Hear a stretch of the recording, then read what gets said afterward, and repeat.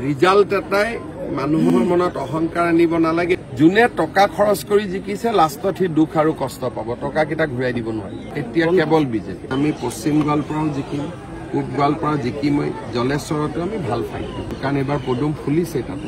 Result এটাই মানুহৰ মনত অহংকাৰ আনিব নালাগে, সেইকাৰণে আজি ৰিজাল্ট হৈছে লগে লগে কামত নামিয়ে দিছো। ৰিজাল্টটো বুলি পাগলি থকা নাই আৰু যে যি হল হল আৰু অহাটোলৈকে চিন্তা কৰিব লাগে। সেইকাৰণে ৰাতিপুৱা ধুবুৰীত গৈছো, গোৱালপাৰাত গৈছো, 21 তাৰিখে যোৰহাটত যাম, 20 তাৰিখে দেৰগাঁৱত যাম। মানে জিৰণি লোৱাৰ কথাটো নাহে। পঞ্চায়তৰ সভাপতিটো আমি যিহেতু ৰাজনৈতিকভাৱে ইলেকশ্যন কৰা নাছিলো, গতিকে আমি মিলা মিছা কৰি দিয়াৰ চেষ্টা কৰিম, কিন্তু আমি বহুত বেছি নোসোমাম।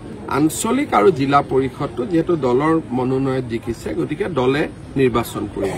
কিন্তু সদস্যসকল যিহেতু নিজৰ ভাৱে জিকিছে, আমি কম যে তহঁতি মিলা মিছা কৰিলে অমুকত পাত তমুকত পাত, কিন্তু নামানিলে আমি তাত বহুত বেছি নোসোমাম। অপ্ৰিয় হলেও সত্যচাৰ দৰদাম চলিছে তেওঁলোকৰ মাজত নাই, যোনেই কৰক, কিন্তু তেওঁলোকৰ সেই এংগলটোত আমি বৰ বেছি সোমাব খোজা নাই, আগতো সোমোৱা নাই, এতিয়াও আমি নোসোমাওঁ। সেইটোৰ পৰা আমি নিজক দূৰত ৰাখিম। ছাৰ, যিটো পৰিপ্ৰেক্ষিত দেখা গৈছে দুৰ্নীতি যেনিবা বেছি হ'ব, সেনেকুৱা এটা ইমান সহজ নহ'ব দুৰ্নীতি কৰা, কাৰণ প্ৰশাসন টান হৈ আহিছে। ধৰক আগতে PMY দুৰ্নীতি কৰিছিল ঘৰ দিম বুলি, এতিয়া নোৱাৰা হৈ গ'ল। গতিকে কথা বাৰ্তাবিলাক বেলেগ বেলেগ হৈ আহি আছে। যোনে টকা খৰচ কৰি জিকিছে লাষ্টত সি দুখ আৰু কষ্ট পাব, টকাকেইটা ঘূৰাই দিব নোৱাৰে।